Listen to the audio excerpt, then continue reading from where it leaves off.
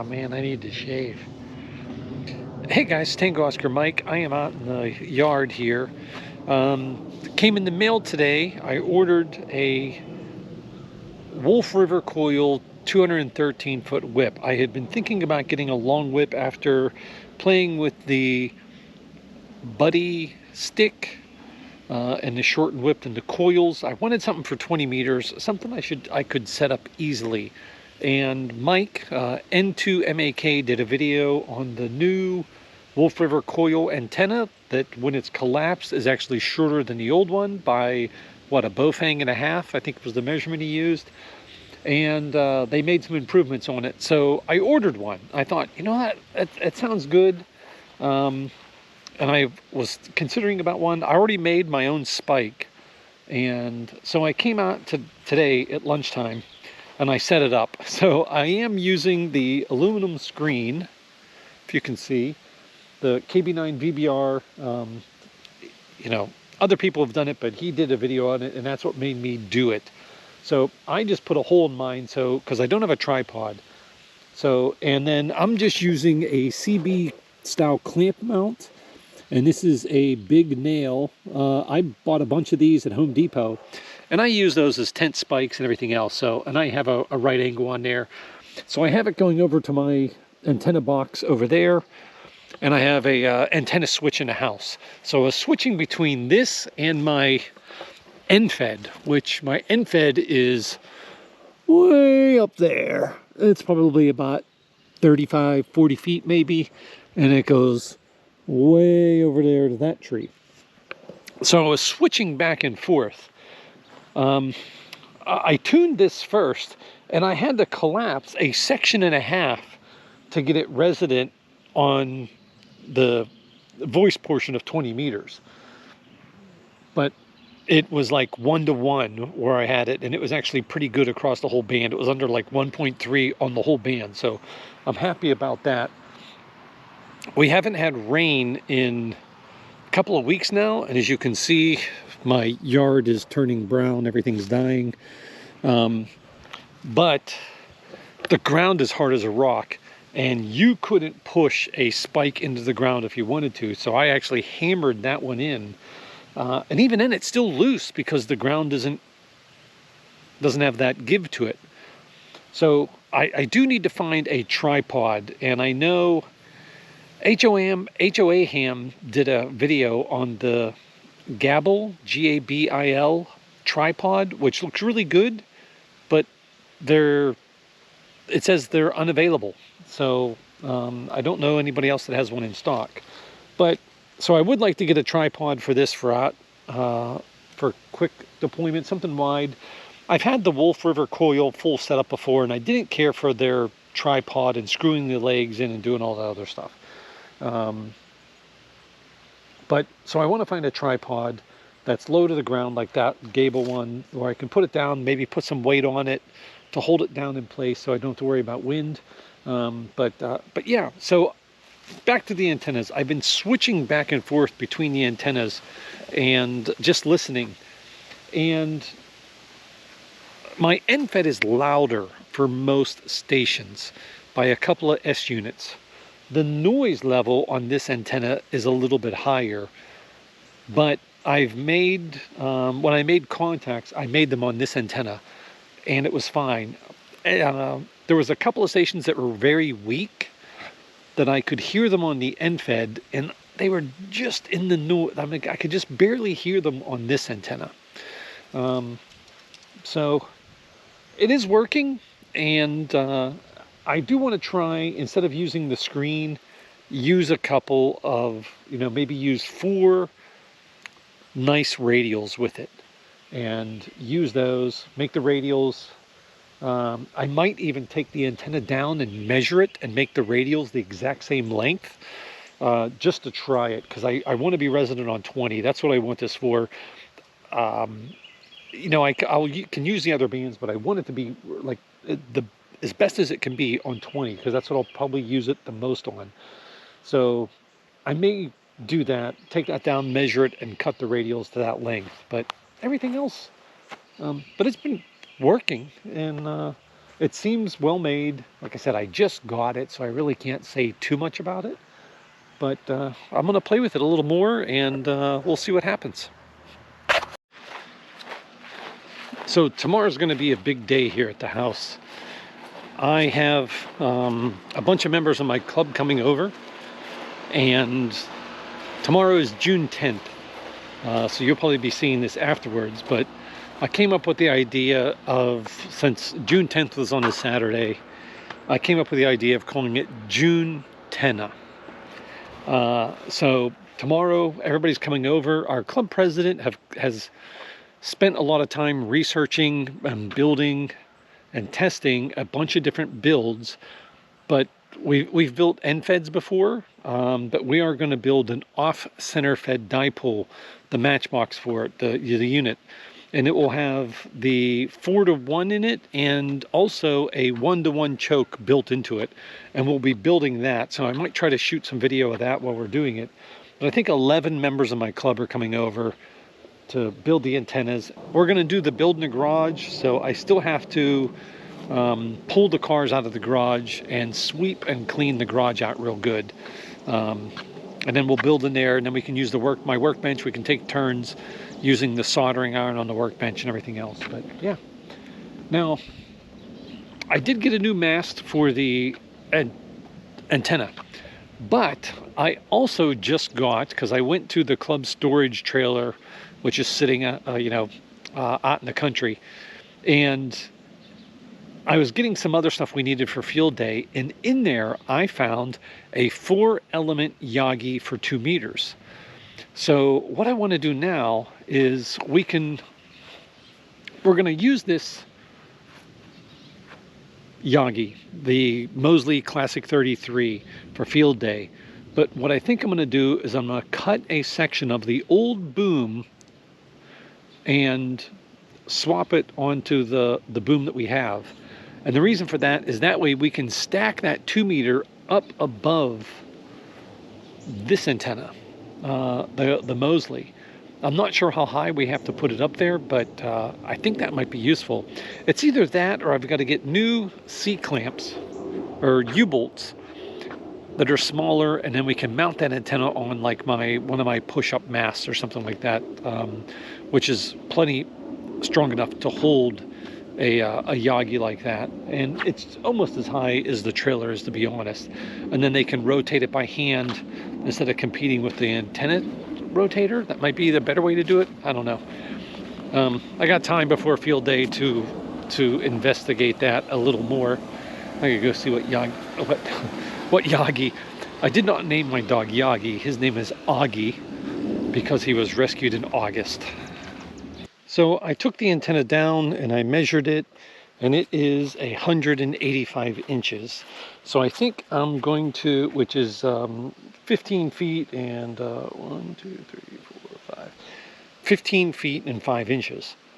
So I think I'm going to go and see. I know I have some old wire, some old DX Engineering wire, and I think I have 4 pieces of it that that are long enough, and I can make 4 radials. Now I do need to put like a Anderson power pole or something on my spike so I can just hook them in. So I might have to pull that out of the ground to do that, and make those radials. But let's go see if I have the radials first. And I'm gonna put the antenna back up so Augie doesn't step on it or something, or I don't step on it. So this is what I was doing. I was trying to figure out what connectors I should use, whether I should use some power poles or something to connect it to this. And then I remembered what I've seen on some other antennas like the Chelegants. There's a new adapter for the Wolf River coils, and they all let you use banana plugs. Well, I have these banana plugs. I've had them for a long time. They're basically you unscrew it. Oops. You stick the wire up through the center, and then you fold the wire over, and basically this goes back on top and pinches the wire down. Well, I thought, so I literally just drilled 4 holes through the back of this, and now those banana plugs fit in there super nice and tight. Unfortunately, I only have 3 pieces of wire that's long enough. I have another one that's a little too short, but I think I'm going to use it anyhow, because this is disposable. Like, this is just scrap wire. So I think I'm just going to strip it just a little bit. You don't need much. And I'm going to use one of the red ones for this, so I know which one this short one was without measuring, because it's just a little bit short. So you stick the wire up through the hole, and then basically you fan it out.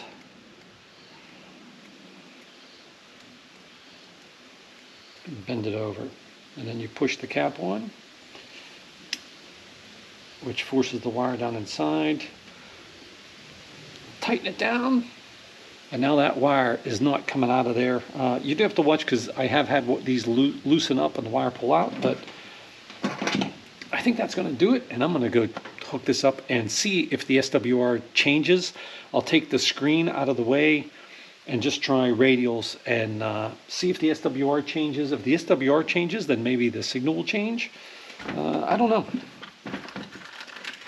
Okay, so I've got my 4 radials out, put the whip back up, and the rig expert indicated that the antenna was too short. So I raised back up the sections. The antenna is collapsed about a half of a section. But with that half of a section, it looks fantabulous.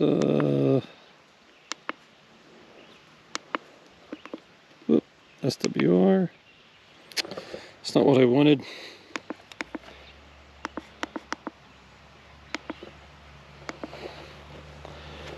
.06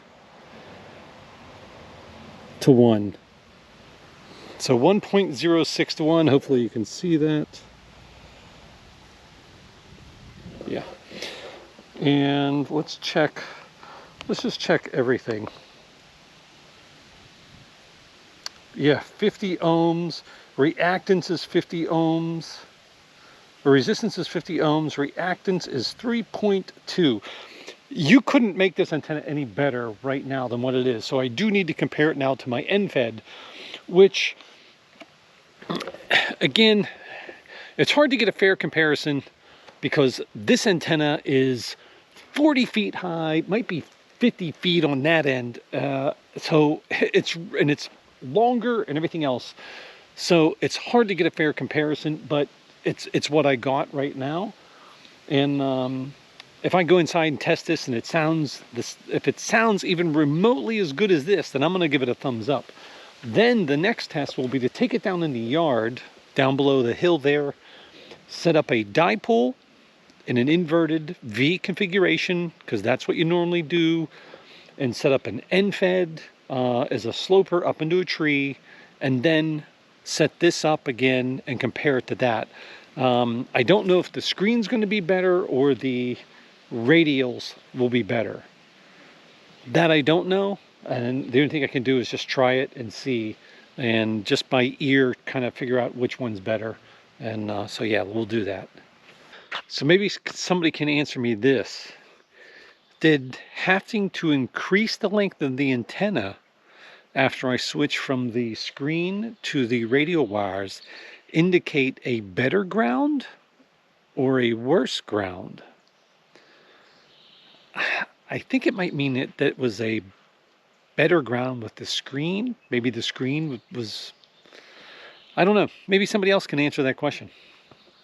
From when I was doing testing earlier to now, I have a horrendous noise floor. It's really hard, making it hard to do a fair comparison.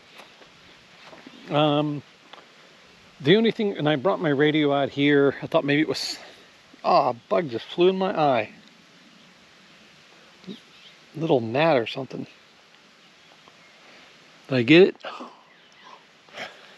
Anyhow, I brought my radio out. Thought maybe it was something in the house, but it's just really horrendous noise right now. I could take it, and I don't know if you can hear that. The clunking in the engine. They're baling hay. So I could pack it all up, take it the whole way down to the bottom of the yard, and see if the noise is any better. Oh man, it really got me. But yeah, the noise is really bad. The SWR is great. Some signals are so strong. Even though I have a high noise floor, I was doing a comparison inside, switching back and forth between antennas. And there was one instance where this antenna was louder, probably because the other person was vertically polarized. But you know, it's hard to beat this my endfed up super high. So you know, what can I say about that? But yeah, I think this is going to work. And I think I mentioned it before, but the main reason I'm doing this is I want an antenna that I can quick deploy on road trips, something that I don't have to throw up into a tree. I don't necessarily want to pound a spike into the ground either, so I'd really like to find some type of tripod I can use that spreads out wide and is reliable. I'm not too worried about weight because I'm not going to be carrying this. I know they make tripod adapter plates, and basically it's just a piece of metal with a hole through the center for the stud on the tripod. But I really don't want to go that route. I'd really rather have something purpose made for this. You know, I don't want a bunch of adapters. I want it to be simple. But yeah, that looks good. Now, I was looking at the Chelegance antenna kit, and it was very tempting. I think that would have worked fine, but it was expensive. I would have had to have, you bought the antenna, and then the tripod that they have for it, which I think looks nice, is another $40. So it would have been like $290 total for that antenna. This whip cost me, shipped, I think it cost me $82, something like that, $85. Which, if you look at the price of a whip on DX Engineering, the Chameleon one, this one was actually a little bit cheaper. So, you know, and the thing about the Chelegance is it doesn't use standard threads, so it wouldn't be compatible with any other system. Like, you couldn't use any parts from that antenna with the Wolf River coil. You can't use any parts of that antenna with the Chameleon.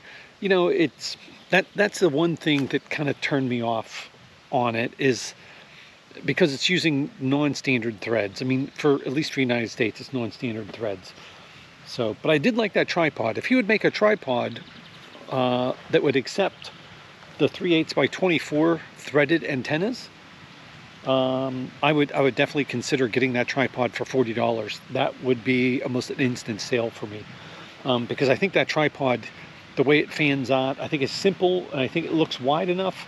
I would probably still put sandbags or something on it to hold it down, and I think there's a hole in it for you to put a tent pole or something through it to spike it down. But yeah, just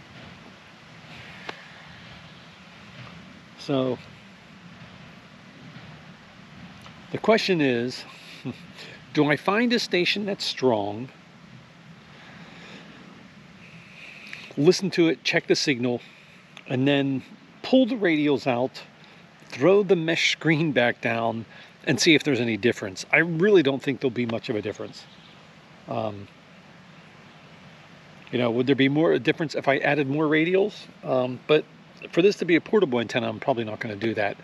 This radial wire is 14 gauge radial wire. You can probably use thinner radial wire. That's what I had, so I just threw it out. That one shorter one didn't seem to bother it. Like I said, it tuned up perfectly. You couldn't ask for anything better. It's just the noise floor right now is really bad. Tomorrow morning, the noise will probably be so much better.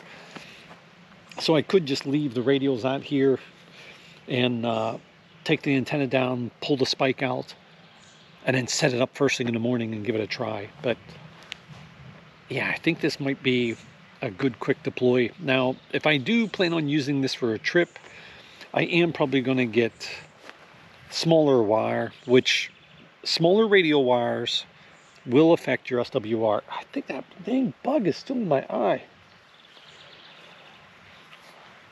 I've noticed this with endfed antennas. If the same endfed 49:1 matching unit with, say, 14 gauge wire as opposed to, say, like 28 gauge wire, there is a big difference in signal, at least from my experience. So I could switch to a lighter radio wire, something that's more manageable, because this stuff is a little stiff. But I don't know.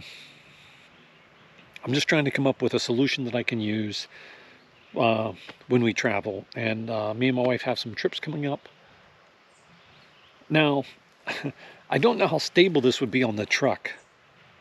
I might have to pull the truck out and see how stable that whip would be on my truck mount on the lip and see what kind of SWR I could get. Maybe I'll do that tonight, because I'm just out here playing around before I go in.